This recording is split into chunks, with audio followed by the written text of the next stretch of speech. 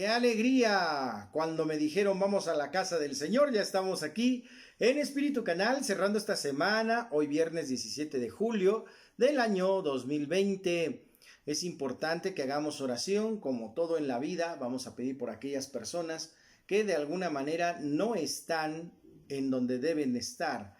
Me refiero a los extraviados físicamente y extraviados espiritualmente. Que el Señor nos ayude.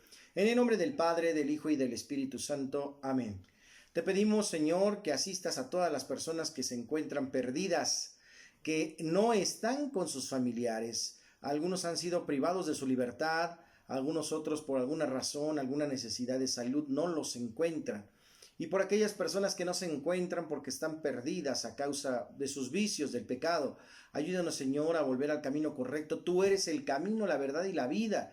Y tú eres quien nos puede liberar y volver a ese verdadero y pleno camino. Bendito sea, Señor, porque escuchas nuestra oración y por todas esas familias que están atribuladas, que están tristes porque extrañan a sus seres queridos que pronto puedan estar reunidos. En el nombre del Padre, del Hijo y del Espíritu Santo.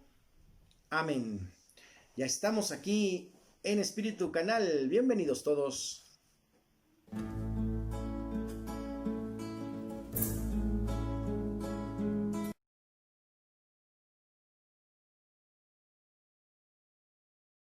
Del Santo Evangelio según San Mateo. En sábado atravesaba Jesús por los sembrados. Los discípulos que iban con él tenían hambre y se pusieron a arrancar espigas y a comerse los granos. Cuando los fariseos los vieron, le dijeron a Jesús: «Tus discípulos están haciendo algo que no está permitido hacer en sábado». Él les contestó: «¿No han leído ustedes lo que hizo David una vez que sintieron hambre él y sus compañeros? ¿No recuerdan cómo entraron en la casa de Dios y comieron los panes consagrados, de los cuales ni él ni sus compañeros podían comer, sino tan solo los sacerdotes? Tampoco han leído en la ley que los sacerdotes violan el sábado porque ofician en el templo, y no por eso cometen pecado. Pues yo digo que aquí hay alguien más grande que el templo. Si ustedes comprendieran el sentido de las palabras misericordia quiero y no sacrificios, no condenarían a quienes no tienen ninguna culpa. Por lo demás, el Hijo del Hombre también es dueño del sábado».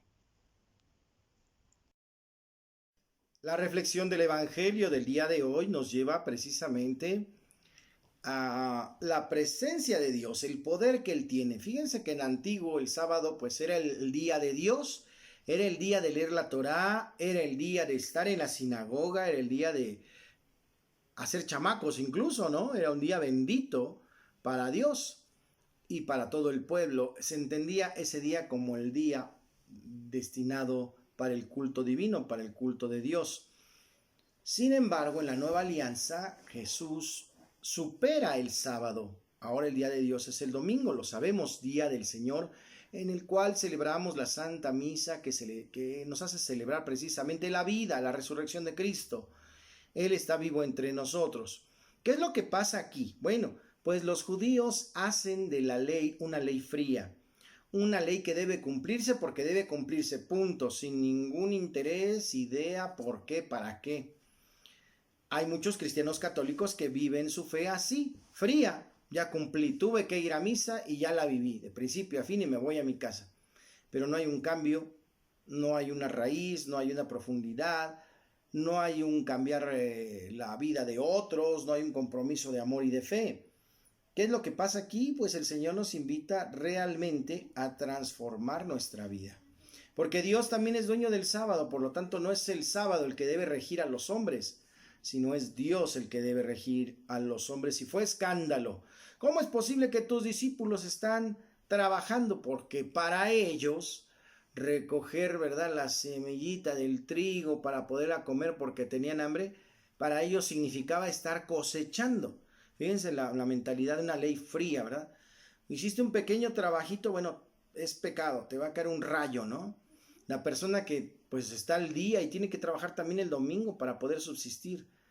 Es pecado trabajar en domingo porque la ley lo dice así fríamente y lo tienes que hacer tal cual. Para ese tipo de mentalidades duras no hay para nada una según, no hay para nada una oportunidad, no hay casos, ¿verdad?, en los cuales se pueda brincar esa ley o supeditar a la necesidad del hermano.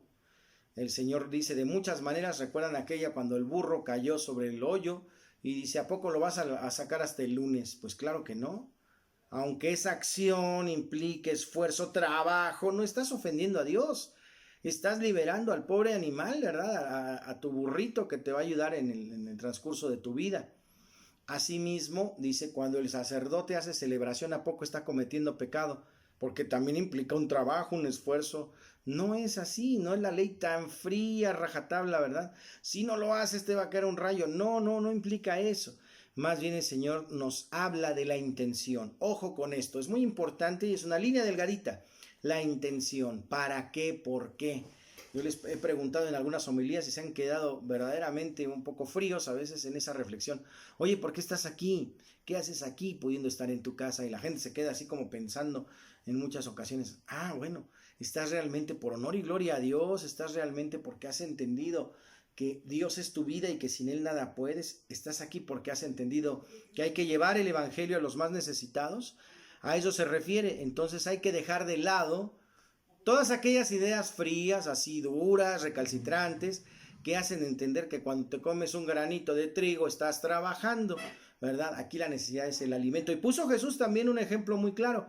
¿No han leído ustedes que cuando había hambre, hambruna terrible, se metieron al templo y se comieron el pan que solamente podía ser consagrado por los sacerdotes? Es como si alguien con hambre entrara a una parroquia abandonada y encontrara hostias y se las comiera porque tiene mucha hambre. No es para nada pecado en ese momento porque hay una circunstancia, hay un porqué. Jesús nos hace reflexionar y les dice, piensen en ello. Y por otro lado dice, el Hijo del Hombre también es dueño del sábado, no se les olvide, no se les olvide que yo soy dueño de ese día.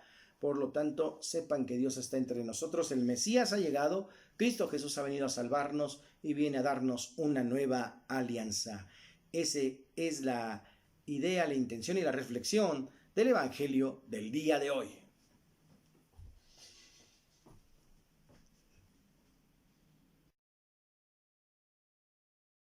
Y ya es hora, vámonos al tema del día de hoy, que nos toca el quinto fruto del Espíritu Santo. Este quinto fruto se llama benignidad. Benignidad. La benignidad también significa amabilidad, es ser amable con otro, todo lo contrario a la dureza. Viene del griego chrestostes, significa bondad, integridad, excelencia de carácter. El adjetivo chrestos significa benévolo. Decía San José María Escrivá de Balaguer que la mitad de la santidad es la educación. La benignidad es atribuida a Dios como uno de los atributos morales y esto se relaciona con la conducta del creyente. Primera Corintios 15, 33 y Efesios 4, 32. La benignidad se asocia con su misericordia porque Dios es rico en misericordia. En relación al creyente debe ser misericordioso, perdonar como Dios nos ha mostrado. Colosenses 3:12. En este caso, el ropaje, vestíos, que es la benignidad, despojando de todo lo que sea opuesto a ella. Esto significa poner a un lado algo inferior por algo superior, contrario a lo áspero, a lo rasposo, un temperamento pesado, duro, tosudo, malo. La benignidad es la suavidad de carácter, tranquilidad de espíritu, disposición reposada para tratar con cortesía. Esta operación, lo que hace el Espíritu Santo en el corazón del cristiano, que es benigno, no anda malhumorado, no anda enojado todo el tiempo, amargado, como algunos de ustedes los han visto. Al contrario, corrige, endulza el carácter irritable, hace el corazón bondadoso y hacemos felices a lo más que podemos a aquellos que nos rodean. Entonces la benignidad es estar tranquilo, en paz y auténticamente de buenas, ¿verdad? Tomar las cosas por el lado amable y ser amable con los demás, responder siempre con caridad, con cariño, con educación, ¿verdad? Esa es la respuesta de un fruto interesante del Espíritu Santo, la benignidad, la persona que brilla con este don, con este fruto, ¿verdad? Se le nota que el Espíritu Santo está en su corazón. Hermanos, seamos así educados, seamos dóciles, sensibles, seamos suaves al trato, respetuosos al trato con los demás. Eso quiere decir, benignidad es el fruto del día de hoy.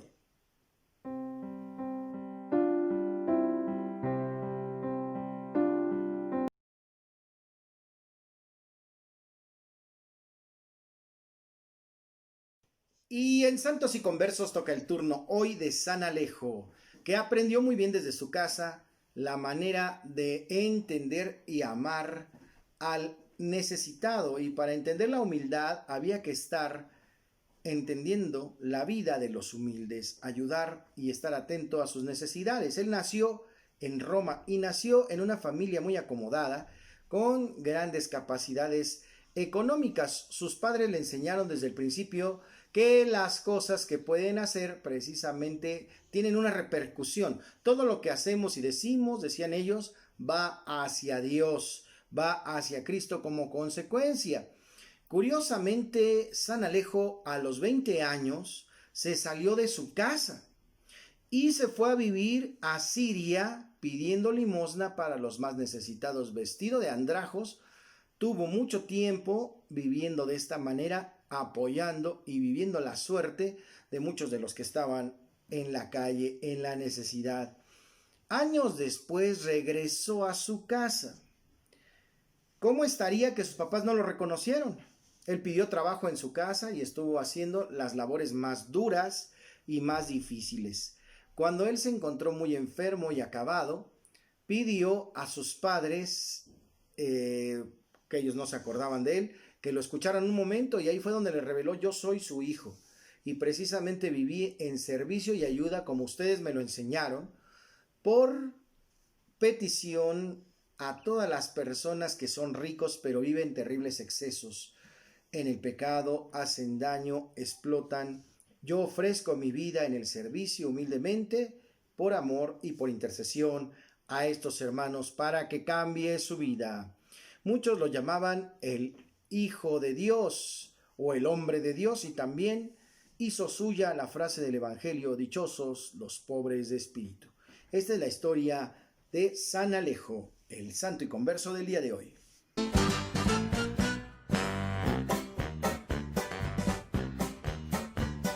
Y les presento al relojoso, porque ya es la hora del chiste, el chiste de hoy. El hombre bebido pidió la pieza. Preciosa señorita, ¿quiere usted bailar esta pieza conmigo? Y le contestaron: no quiero bailar por 4 motivos. El primero de ellos, porque usted está bien borracho. El segundo, porque esto es un velorio. Tercero, el Ave María no se baila. Y cuarto, preciosa señorita será su mamá, porque yo soy el padrecito.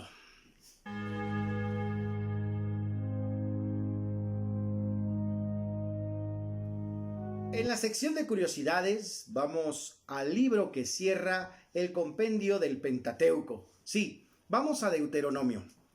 El libro del Deuteronomio refleja una lucha apasionada por la unidad, una ley, un santuario, una tierra, un pueblo, un Dios.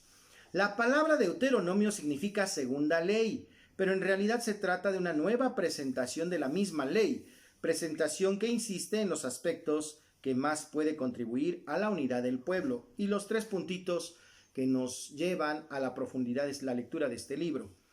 Punto número 1. En busca de la unidad religiosa. Los autores del Deuteronomio buscan la unidad de fe en Israel ante la diversidad de santuarios y tradiciones existentes.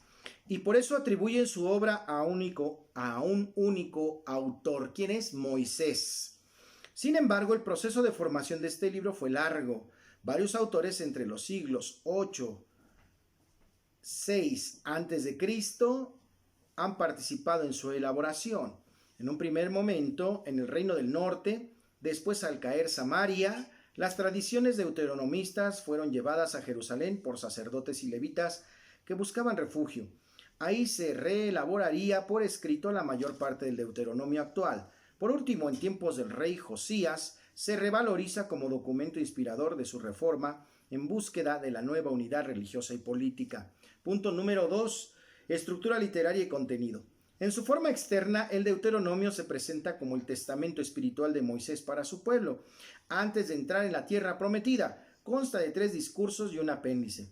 El primer discurso sirve como presentación de la historia deuteronomista y como enlace con el resto de los libros del Pentateuco.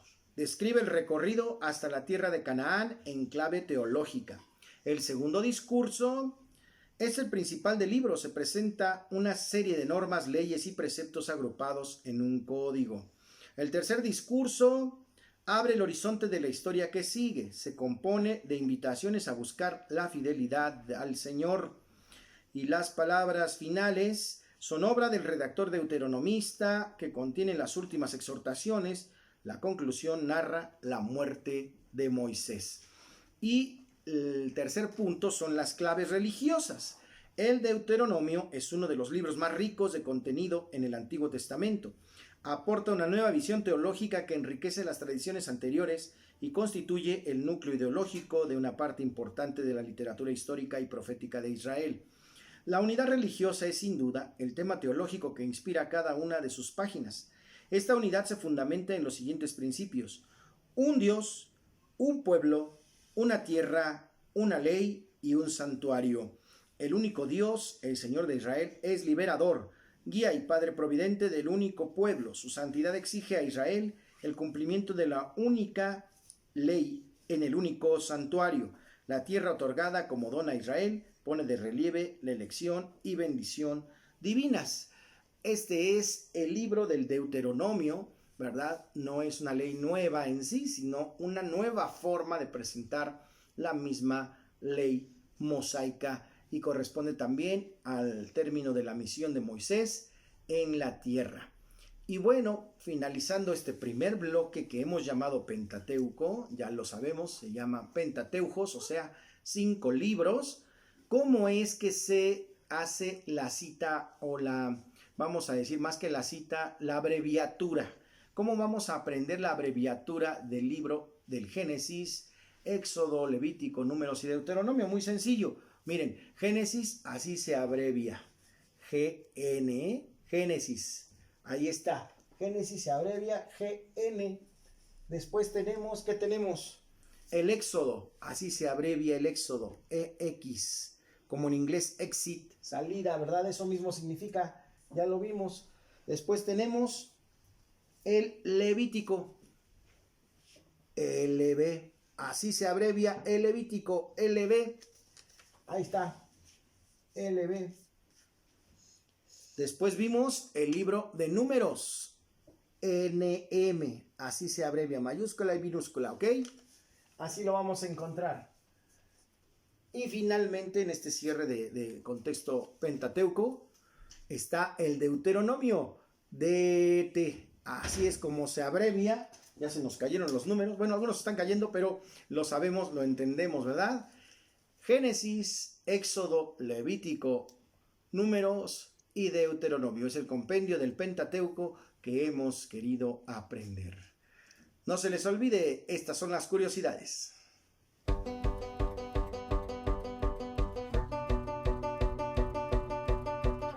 Y para la rola del alma,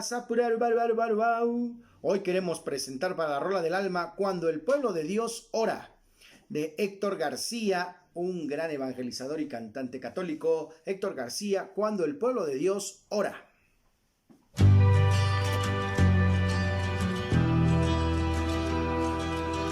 Para cerrar el video, la buena onda. Quiero reconocer a todos los catequistas y formadores de los niños para sus sacramentos, hombres y mujeres que se han comprometido durante muchos años a dejar sus compromisos y sus necesidades en el hogar para aprender y también a enseñar con recto amor. Maestros de la fe, hermanos catequistas, muchas felicidades a todos, sobre todo por diferentes e interesantes métodos de evangelización actual. Yo creo que es una gran oportunidad en estos tiempos para juntar a todos nuestros catequistas y tener la calidad de atenderlos, de formarlos, de ayudarlos a aprender.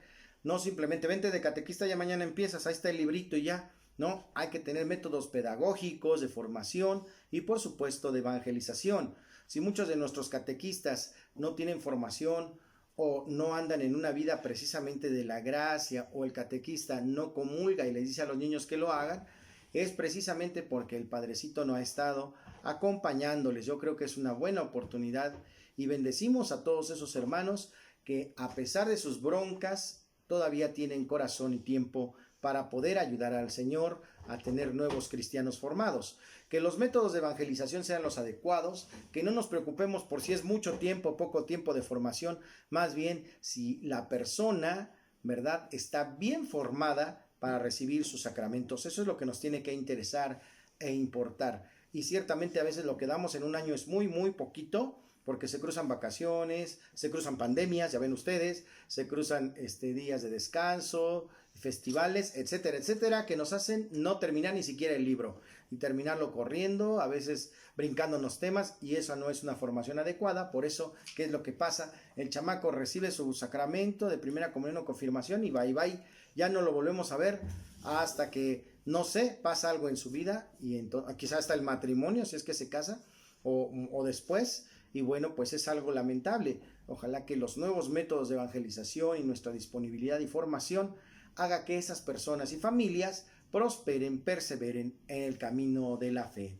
Vamos a recibir la bendición de nuestro buen Dios para cerrar este video y comenzar este fin de semana en sus manos. Que el Señor nos permita vivir de un modo adecuado en este camino hacia el encuentro con Dios. Vamos a inclinar un poquito nuestras cabecitas para recibir la bendición. El Señor les guarde, les proteja, les bendiga, haga resplandecer su rostro sobre ustedes y les conceda la paz. Les bendice siempre el Padre, el Hijo y el Espíritu Santo, y permanezca siempre con todos ustedes y con sus familias. Yo soy el Padre Jorge Arturo Moreno. Este es Espíritu Canal. Dale clic, suscríbete, comparte, no seas mala onda. Que muchos compartan y conozcan esta herramienta evangelizadora. Nos vemos el lunes.